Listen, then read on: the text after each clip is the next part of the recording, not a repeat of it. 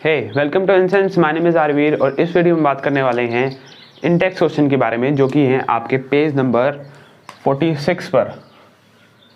Page number 46 पर जो आपके इंडेक्स क्वेश्चन है उनके बारे में डिस्कस करने वाले हैं। तो फर्स्ट क्वेश्चन देख लीजिए, why is sodium kept immersed in kerosene oil. जो आपका सोडियम है वो केरोसिन ऑयल में क्यों हम उसको रखते हैं, क्यों एटमॉस्फेयर में नहीं रखते हम उसको? क्योंकि वाटर के साथ रिएक्ट कर सकता है, वो एयर के साथ रिएक्ट कर सकता है, इवन वो CO2 के साथ भी रिएक्ट कर सकता है, कार्बन डाइऑक्साइड के साथ भी रिएक्ट कर सकता है। अब ये इन सब के साथ रिएक्ट, क्योंकि सोडियम जो है हाईली रिएक्टिव है। अगर हम रिएक्टिविटी सीरीज देखें तो पोटेशियम टॉप पे आता है आपका, उसके बाद आपका सोडियम आता है, सेकेंड मोस्ट रिएक्टिव मेटल। ठीक है, इसलिए वाटर, एयर और एयर में बेसिकली मैं कहना चाहता हूँ कि आपका O2 यानी कि ऑक्सीजन और CO2 के साथ ये कहीं रिएक्ट ना कर ले, वाटर के साथ कहीं रिएक्ट ना कर ले। वाटर कहाँ से आया एटमॉस्फेयर में? जो आपके H2O, जो आपके मॉइस्चर होता है ना एयर में, जो H2 मॉलिक्यूल्स होते हैं, एयर में मॉइस्चर तो होता ही है। अब जो वहाँ पे H2O मॉलिक्यूल हैं उनके साथ वो कहीं रिएक्ट ना कर ले जो आपका सोडियम है, इस वजह से हम उसे रखते हैं एक केरोसिन ऑयल में। ठीक है, ये आपका केरोसिन ऑयल और इसमें आपका रहता है sodium. Second question, right equation for the reactions of iron with steam. अब ये जो रिएक्शन है ये आपकी बुक में दिया हुआ है, आयरन स्टीम के साथ किस तरह से रिएक्ट करता है। Okay, calcium and potassium with water, calcium and potassium with water.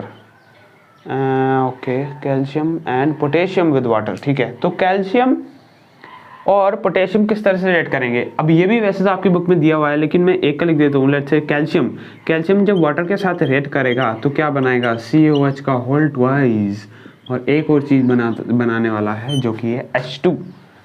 Right, ये आपको पता है, ये आपकी बुक में भी दिया हुआ है रिएक्शन। ठीक है, अब नेक्स्ट जो आपका है, नेक्स्ट है आपका सैंपल्स ऑफ 4 मेटल्स ABC, और इसको बैलेंस कर लेना आप। ठीक है, बैलेंस अगर हम इसको करेंगे तो यहाँ पे आप देखोगे ऑक्सीजन के 2 हैं, यहाँ पर ऑक्सीजन के 1 है, तो 2 लगाएंगे, यहाँ पर 2 लगाएंगे।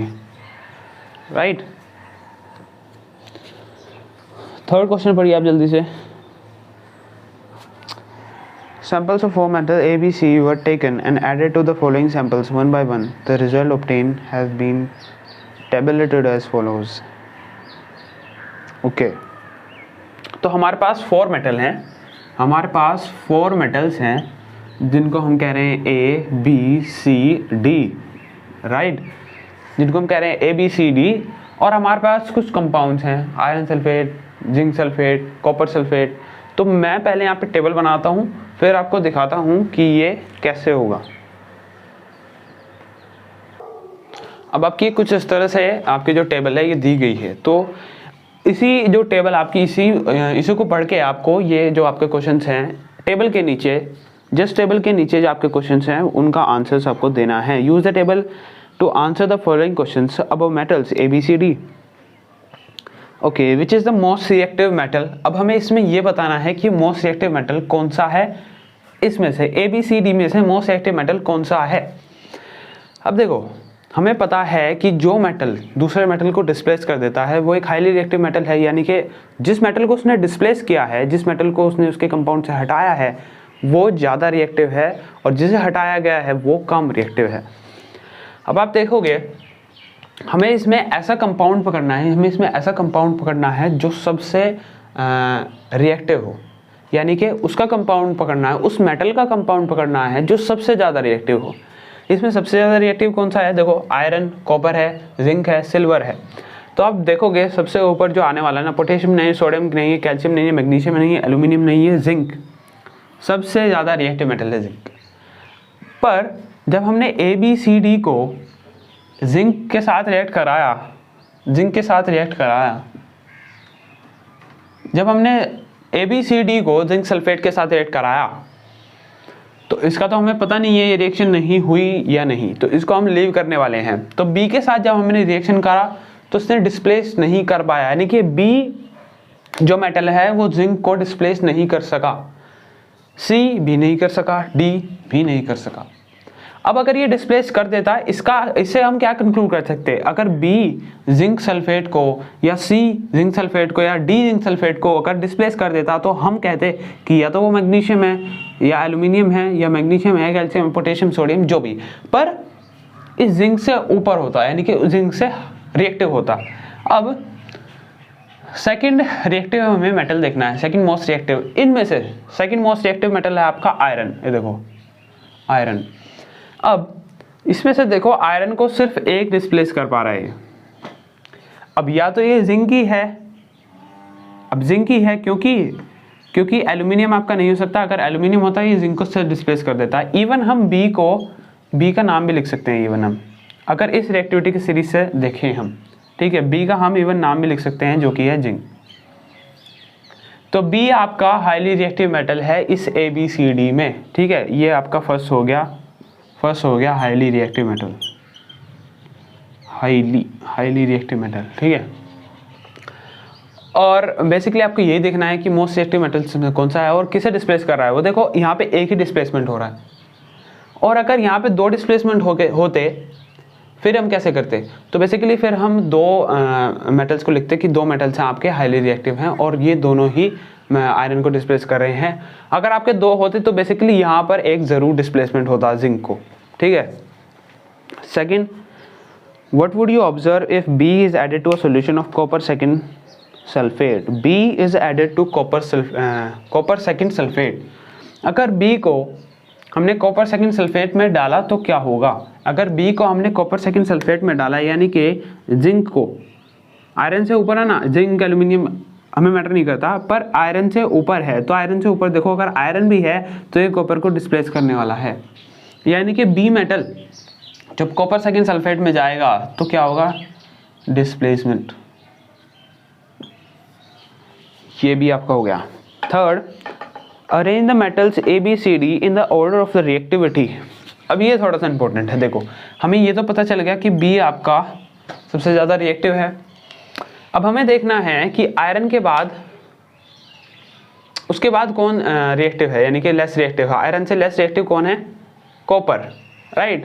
देखोगे कॉपर, क्योंकि सिल्वर गोल्ड बाद में आते हैं, तो कॉपर में दो डिस्प्लेसमेंट हो रही है। यहाँ पे कॉपर में दो डिस्प्लेसमेंट हो रही है, और आपका AB, यानी कि AB देखो B में जो सेकंड डिस्प्लेसमेंट हो रही है ये तो B हमने पहले ही ले चुके हैं हम, यानी कि A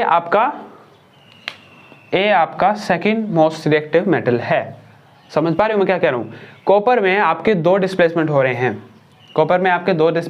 रहे हैं, क्योंकि हमने B तो ले लिया, हमने पहले जिंक देखा, बेसिकली हमें हाईली रिएक्टिव मेटल से स्टार्ट करना है। जिंक देखा, नो डिस्प्लेसमेंट।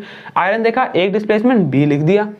कॉपर देखा तो दो डिस्प्लेसमेंट हो रहे हैं, पर ये वाला डिस्प्लेसमेंट तो हमने B यानी कि पहले लिख दिया। अब एक डिस्प्लेसमेंट इसके साथ हो रही है, यानी कि A। अब कॉपर से हमें देखना है, उसके बाद ये देखो कॉपर के बाद है सिल्वर, ठीक है, सिल्वर आता है ना, silver gold, copper mercury silver gold.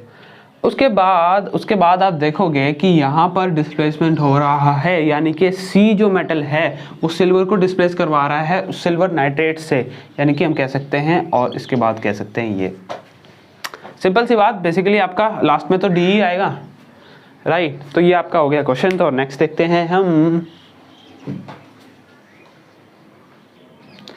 So next question जो आपका है, which gases produce an dilute hydrochloric acid. जब डिल्यूटेड हाइड्रोक्लोरिक एसिड मिलाया जाएगा किसी रिएक्टिव मेटल के साथ तब क्या होगा। किसी रिएक्टिव मेटल के साथ इसको मिलाया जाएगा, बेसिक सा क्वेश्चन है। तो क्या होगा, एवरी टाइम जब रिएक्टिव मेटल HCl के साथ मिलेगा तो वो एक H2 प्रोड्यूस करने वाला है। नेक्स्ट पार्ट है इसका, right a chemical equation when iron react with dilute H2SO4। क्या होगा जब आयरन जो है Fe प्लस HCl के साथ मिलेगा, I think H2SO4, right, H2SO4। जब आयरन जो है H2SO4 के साथ मिलेगा, बेसिक सी रिएक्शन है, ये जाएगा यहाँ पर हाइड्रोजन को डिस्प्लेस करने वाला है, ठीक है, हाइड्रोजन को डिस्प्लेस करने वाला है, क्योंकि आयरन जो है हाइड्रोजन से ज़्यादा रिएक्टिव है। FeSO4 plus H2। सेकेंड है आपका, what would you observe, fifth question है आपका, what would you observe What would you observe when zinc is added to a solution of iron second sulfate? Write the chemical reaction that takes place. Zn जब आपके मिलाया गया iron second sulphate, ये iron second sulphate क्या होता है, valency होती है 2। अगर वैलेंसी इसकी 2 होती है तो फॉर्मूला किस तरह से बनेगा आयरन सेकेंड सल्फेट का, Fe2SO4, 2 क्रॉस मल्टीप्लाई करोगे तो Fe2SO4 का होल ट्वाइस और ये बन गया आपका FeSO4, यानी कि FeSO4 ये भी आपका कॉपर सेकेंड सल्फेट है, यानी कि आपका बन गया ZnSO4 प्लस Fe, राइट। अब ऐसा क्यों हुआ, क्योंकि जिंक जो है आपका आयरन से ज़्यादा रिएक्टिव है, इसलिए ये इसको रिप्लेस करने वाला है, ठीक है। हमने अभी भी देखा जिंक जो था वो आयरन से ज़्यादा रिएक्टिव है, रिएक्टिविटी सीरीज में भी आप देख सकते हो। तो ये थे आपके क्वेश्चंस और मिलते हैं एक नेक्स्ट इंटेक्स क्वेश्चंस में। Thanks for watching and see me in the next video.